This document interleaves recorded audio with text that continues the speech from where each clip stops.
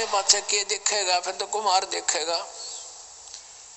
अब जैसे आप जिस ज्ञान से परिचित होते हो, अपने मित्र से, भाई से या किसी और रिश्तेदार से बताते हो, दास के साथ भी ऐसे बनता था। तो सारी बात सुन सुना के वो नो क्या करता, हम उनको बताते भाई पशु बनेंगे, गधे बन जावांगे, कुत्ते बन जाएंगे, फिर तो बिरान मट्टी होगी, नो बोला देखी जाएगी। हाँ बता, गधे बने पासे के देखी जाएगी तो कुम्हार देखेगा, फिर तो 2.5 मन का बोरा गट्टा मारेगा लठे। अब देखना तो ईब है, बुराई छोड़ भक्ति कर, परमात्मा का नाम ले, सारा इतिहास खोल कर धर दिया परमात्मा ने, इस दास के माध्यम से खुलवा दिया सारा ज्ञान।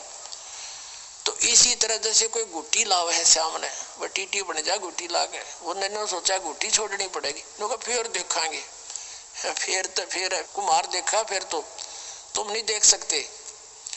तो ये किसी ना कोई ऐब किसी के अंदर काल ने फट कर रखा है, या कोई और बकवादा बढ़ रहा है, तो वो ना छूटती, और वो छोड़ने पार पड़ेगी।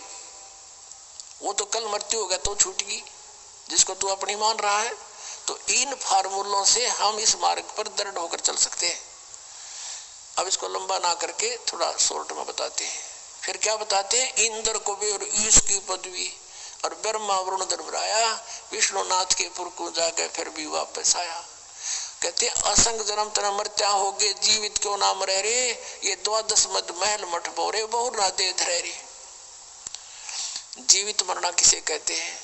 एक तो ये है कि इच्छाओं का नाश करे, बड़ी कोठी बनाना, बड़ी कार लेना, फिर उधर की बकवाद ब्याह शादियों में डांस करना, गुटी लगाना, फिर दहेज देना और देना, लोग दिखावा करना, कहते ये बकवाद छोड़नी पड़ेगी। संसार के चोचलों को देखकर हम नहीं चल सकते, उनसे मन हटाना पड़ेगा। और दूसरा जीवित मरना ये है, जैसे आप जी यहाँ आते हो, मन कोई ना कोई आंट अड़ावेगा आपके, यो नुकसान हो जाएगा, नो हो जाएगा, फलाना हो जाएगा। तो उस समय विचार करना चाहिए कि जो व्यक्ति ऐसे कंपलसरी काम के लिए नाइट सर्विस से गया था और वापस आना था, उसने रात्रि में मृत्यु होगी, एक्सीडेंट होगा उसकी। अब कितना कंपलसरी, कितना जरूरी कार्य था जिसके लिए वो रात ही वापस आना चाहता था। अब आप भी गया और वो काम भी रह गया।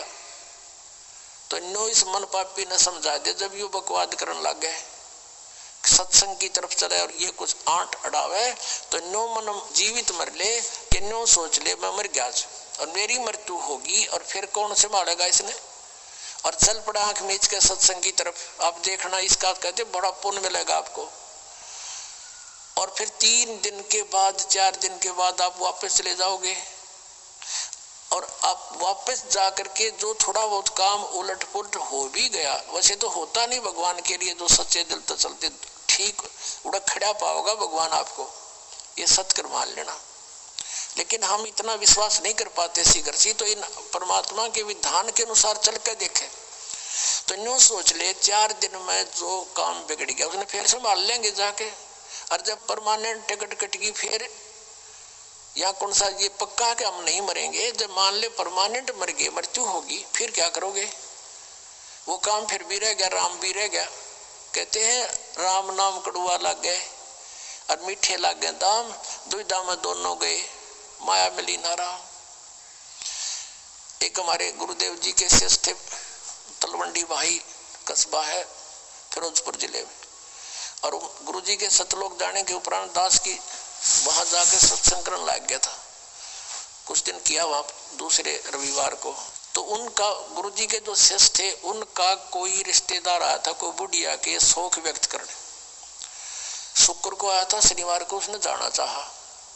उन्होंने कहा कि हमारे यहाँ सत्संग सुनना, सत्संग होगा कल रविवार को 9 से 11 सत्संग है, सत्संग सुनना। बोला मैंने बहुत सुन रखे सत्संग। उन्होंने कहा कि आपने ऐसा सत्संग नहीं सुना होगा, आप अवश्य सुनना।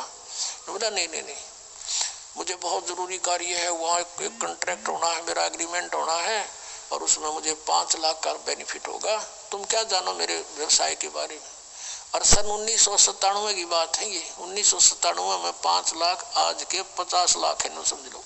वो नहीं माना, वो चला गया। शनिवार को शाम न चला वहां से चंडीगढ़ के लिए।